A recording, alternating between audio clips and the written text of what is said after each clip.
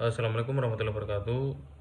Pada video kali ini saya akan membahas tentang studi keberhasilan bisnis pada mata kuliah studi kelayakan bisnis dengan dosen pengampu Ibu Sri Haryanti MM.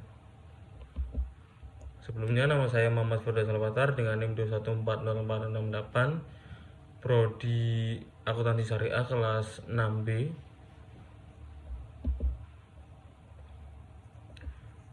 Pada video kali ini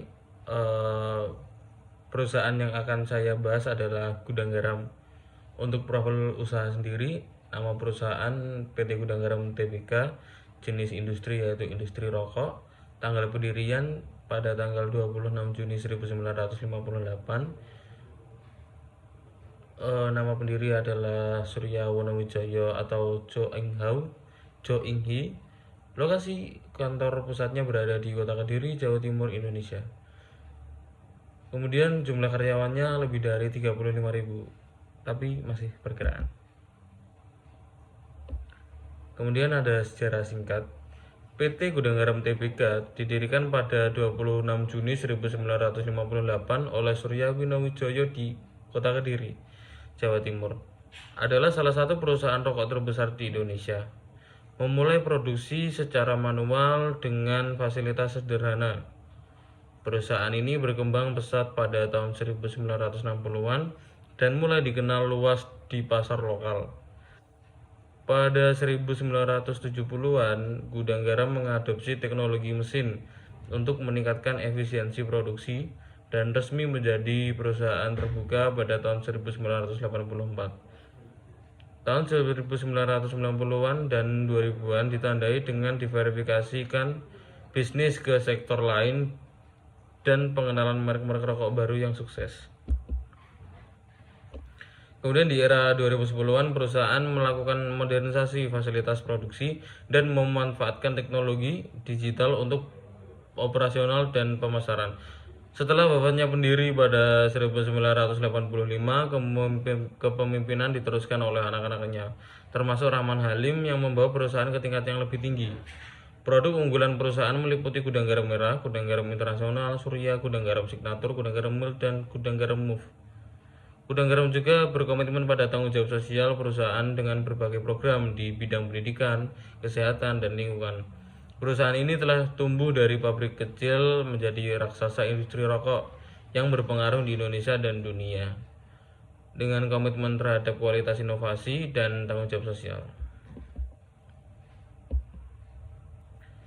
Kemudian terdapat visi misi. Untuk visinya yaitu menjadi perusahaan yang terkemuka dan berdaya saing tinggi dalam industri rokok nasional dan internasional dengan tetap menjaga nilai-nilai tradisional dan tanggung jawab sosial. Untuk misinya yang pertama ada memproduksi rokok berkualitas tinggi yang memenuhi selera konsumen. Yang kedua memberikan kontribusi positif kepada masyarakat dan lingkungan sekitar. Yang ketiga menjaga kepercayaan dan kepuasan pelanggan melalui inovasi dan peningkatan berkelanjutan. Yang keempat, meningkatkan kesejahteraan karyawan dan pemangku kepentingan lainnya.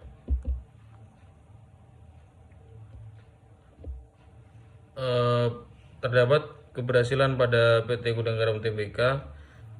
Salah tiganya adalah kualitas produksi yang konsisten, inovasi dalam produksi dan pemasaran, dan distribusi yang efektif. Untuk kualitas produk yang konsisten, Gudang Garam terkenal dengan kualitas rokok kretek yang tinggi melalui mereka menjaga standar produksi yang ketat dan terus berinovasi untuk memenuhi selera konsumen. Produk-produk seperti Gudang Garam Merah, Gudang Garam Internasional, dan Surya telah mendapatkan tempat khusus di hati konsumen.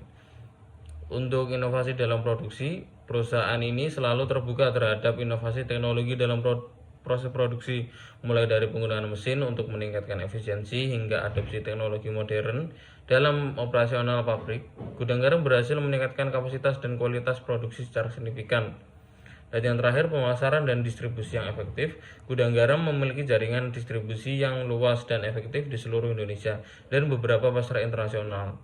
Strategi pemasaran yang kuat termasuk kampanye iklan yang kreatif membantu mereka memperkenalkan produk baru. Di lain dari keberhasilannya, PT Gudang Garam juga memiliki tantangan. Yang pertama, regulasi dan kebijakan pemerintah. Peraturan yang semakin ketat terkait produksi dan distribusi rokok, termasuk kenaikan cukai, pembatasan iklan, dan pelarangan merokok di tempat umum dapat mengurangi penjualan dan profitabilitas perusahaan. Yang kedua, perusahaan preferensi konsumen. Pergeseran preferensi konsumen menuju produk yang lebih sehat atau alternatif non-tembakau seperti rokok elektrik dapat mengancam permintaan produk rokok tradisional. Yang terakhir adalah persaingan yang ketat. Persaingan dari produsen rokok lain, baik lokal maupun internasional, menjadi tantangan yang besar untuk mempertahankan pangsa pasar. Kemudian untuk solusinya sendiri ada 3. Yang pertama, adaptasi dan kepatuhan terhadap regulasi. Mengembangkan strategi bisnis yang adaptif terhadap perubahan regulasi, termasuk meningkatkan efisiensi operasional untuk mengimbangi kenaikan cukai dan mematuhi aturan iklan serta promosi yang baru. Yang kedua, diverifikasi produk. Mengembangkan dan memasarkan produk alternatif seperti rokok elektronik atau produk tembakau yang dipanaskan untuk menarik konsumen yang lebih sadar kesehatan. Yang ketiga, program CSR dan edukasi kesehatan. Meningkatkan program tanggung jawab sosial perusahaan CSR yang berfokus pada kesehatan masyarakat dan pelestarian lingkungan. Mengedukasi konsumen tentang penggunaan produk yang bertanggung jawab.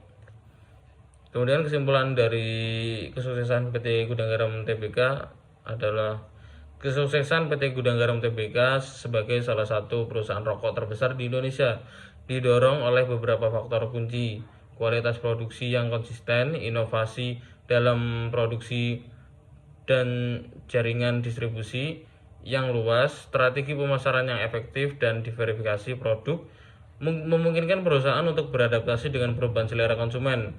Kepemimpinan visioner, manajemen kompeten, dan komitmen terhadap tanggung jawab sosial perusahaan memperkuat citra positif dan berkelanjutan bisnis. Pengetahuan mendalam tentang pasar lokal dan budaya perusahaan yang kuat juga berkontribusi signifikan. Kombinasi faktor-faktor ini memungkinkan Gudang Garam untuk mempertahankan posisi terdepan di industri rokok Indonesia dan berkembang di pasar internasional. Sekian dari saya.